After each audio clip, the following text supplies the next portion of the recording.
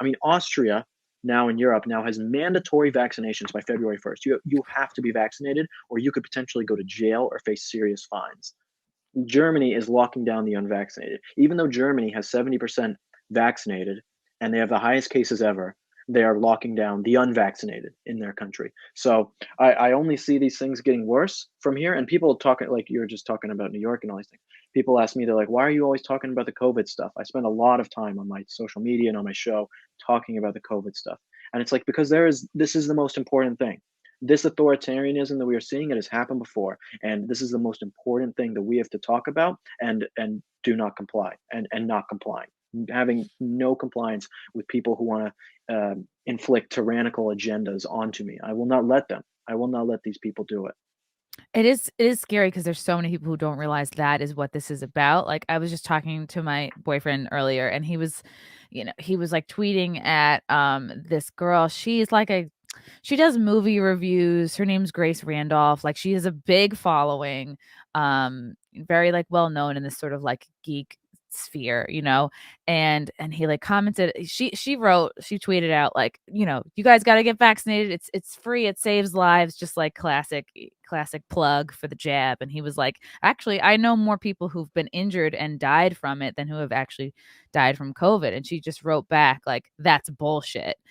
And we were talking about it. He's like, wow, like, I just can't believe this sort of public figure would say something so definitive like that on my real lived experience. And I'm just like, I think with so many people, and especially if they have a big following, it's like they just complied. They got the vax. They were lucky not to be injured from it. They were lucky not to know anyone who died from it or miscarried from it, like we know. And it's just, especially someone like her who makes a good living, lives in a nice apartment. Her life has been pretty much unchanged the last 2 years, like, especially almost like functioning like an elite would. Like, hey, well, I have Yep. money for private security. I have money to live in a doorman building. I've been able to live my life basically, you know, unrestricted this whole time. And to them, it doesn't seem like tyrannical. It doesn't seem like authoritarian to them, because they're just like, oh, I just went along with it and nothing happened to me. So to them, it is no big deal. And to them, they can say, why don't you just do it? What's wrong with you? And I feel like there is a certain type of lefty, especially in cities like New York and LA, there's a certain type of like elitist lefty that they just love to look down on others. They love to feel superior. Especially if you're living in the city, you can justify like, I live in a shoebox, but I'm around the culture. And I'm just noticing that same attitude when it comes to the vaccine. And I just, it not that it's this like battle of wrong and right. Again, get it if you want, but it does bother me that people who haven't been affected by it yet, or maybe never, they don't see this for what it is, which is a power grab, which is about control. It's not just about like, do you put weird things in your body or not? Are we arguing, is this a real vaccine or not? And I think we waste so much time in those arguments instead of seeing. So it's like, how do we work to show people like what this really is? Yeah, I think I was reading Alex Berenson. I'm not sure if you're familiar with who he Oh is. yeah, he had these little like pamphlet books about COVID. I bought one from Amazon. I haven't read it yet, Yeah, but I he's will. great. He's great, but he has a Substack. I subscribe to his Substack, and he was talking about like this exact thing the other day.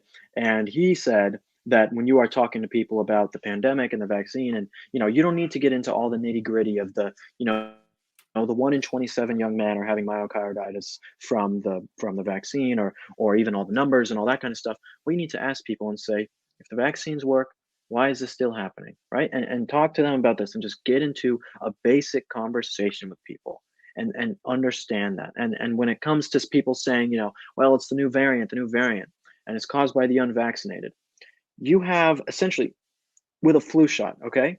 A flu shot is different every single year because it's a different strain of the flu. Saying that you are going to take the original booster, like Dr. Fauci is telling you, take the original booster for the vaccines, is like taking a flu shot for a strain of the flu from 3 years ago. Mhm. Okay? That is essentially what they are doing here with all of this. It is total control. But like the great Andrew Breitbart said, I mean, politics is downstream from culture. And with all of those people like you're talking about, that movie review geek girl, and all these people in Hollywood who just say, do it, you idiots, and you just need to do it, and if you don't, you're a bad They get person, angry about it. they get so angry, they get so upset. That's how you know that they're wrong, because they get so angry. And it's why you know they're only doing it for their moral justification, because they get angry Or because for they this can't moral feel, justification. Yeah. yeah, and they can't feel moral about it, right? If someone comes in and exposes, it's like if you have a little kid and they do something that they think is really great, and then the parent comes in and tells them that, oh, you shouldn't actually be doing that. The little kid gets mad. He gets mad at the parent. He's like, no, I can do this. I can do this. And it's like the same with these Hollywood celebrities and these elitists in Washington, and all these places, because they get upset when these things happen because they think they're on this moral pedestal. And then when you come and expose them, they don't want to let that go. They don't want to admit that they were wrong. They don't want to admit that all of this is just about control, or the science is wrong, or giving it to 5 to 11-year-olds is wrong, even though they have a 99.99% chance of survival, even higher than that. These people have no accountability for their actions. I talk about this almost every day on my show, that the biggest problem in America today is that people have no accountability for their actions. This is why people love Jordan Peterson so much, because Jordan Peterson's entire mantra can basically be distilled down into 2 words: personal responsibility. That is what people are craving in their lives. And when they see so many people around the country who do not have personal responsibility and do not have to be held accountable for their actions, then they're basically like, we need something new. We need something new. That's why it's so divided. It's really sad.